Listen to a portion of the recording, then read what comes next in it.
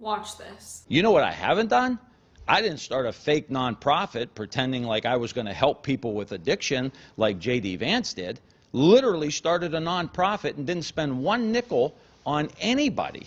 In fact, he brought in somebody from Purdue Pharma to be the spokesperson for the nonprofit. The same drug company, Big Pharma, the big drug company that had all the pill mills going, got everybody addicted. 1 million people died, JD.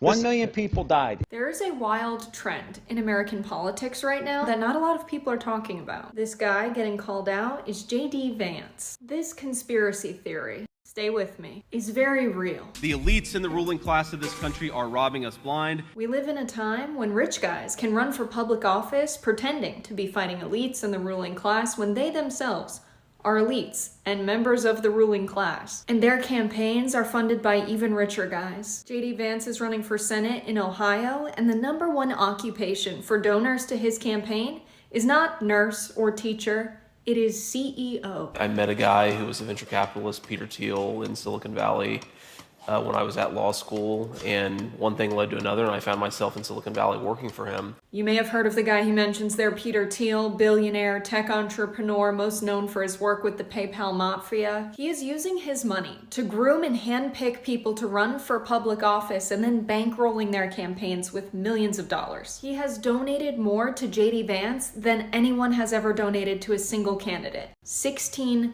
million. It's time to stop complaining about big tech. It's time to start writing them strong letters, and it's time to start doing something about it. JD is saying he will regulate big tech, but he gets most of his money from big tech. He talks a lot about the opioid crisis, but he never calls out the pharmaceutical companies responsible for it. Instead, he blames things like low church attendance. That is why billionaires like him, because he helps distract people from the real cause of the problem. He has learned to say the right things, to seem like a working class ally, but following the money tells a very different story. We need people running for public office who are actually standing up for the working class. This just isn't cutting it.